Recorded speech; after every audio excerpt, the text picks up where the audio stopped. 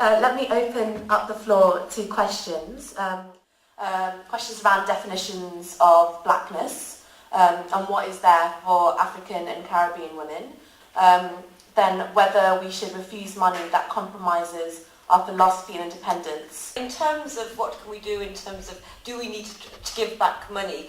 Or let's, I didn't mean give back money. No, not take sources where it could corrupt or compromise, absolutely. If women aren't getting benefits, then they can't use the refuge.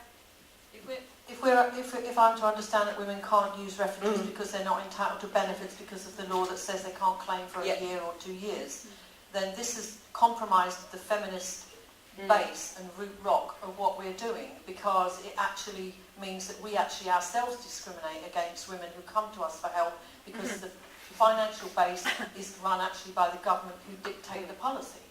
Yeah, I absolutely agree with you, and that was one of the sort of internal sort of women's aid. There were still some small little outreach groups in Manchester that did do that and didn't actually rely on certain bits of money, or we were very clever with money and how we moved that around in order to make sure that woman got a bed for a night or a week, or until at least we could get her some good legal aid support. I mean, unfortunately, that it's not just about one organisation anymore. We're all being curtailed, so the legal aid sources aren't there. Women are having to go further, harder, and for the women, the particular women that we work with, that's extremely difficult. And I think Salma gave a case study of a woman who was put on a train at 8.5 months pregnant, and that's literally the state washing their hands of a woman because another organisation said, all right, if you won't, then we will. Hi,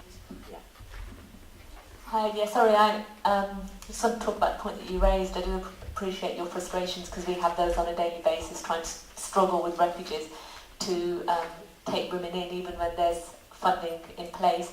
I think one of the issues is that these refugees are running on very tight resources themselves, so they're forced into this uncompromising position, really, where they're having to subvert the very principles, I suppose, on which they're based. They have to turn destitute women away because they can't afford to take them in, to feed them, to accommodate them. I think I think we do need to have bigger debates within the movement about this. I think one of the issues is that a lot of refugees now have been taken over by housing associations, and they're running like businesses.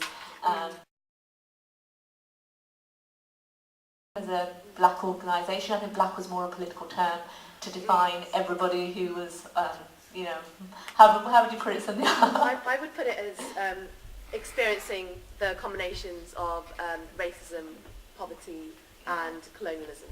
But within that, we do take on clients. We do include sort of Eastern European women in that, Black, African, anyone who's considered a minority group, is included within our definition of black.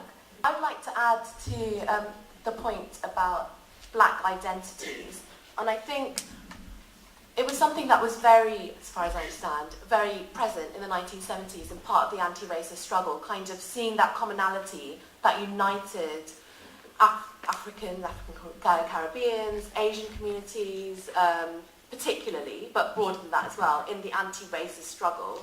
But I also think that it's something that's quite applicable to the current day as well. Like, racism has not gone away, and even though its manifestations are different depending on the exact colour of your skin, there is that common thread that unites us all.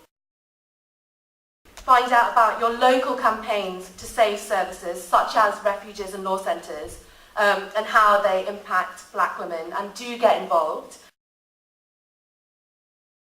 Immigration continues to be a major issue for black women, and I think that's something that was brought up very well.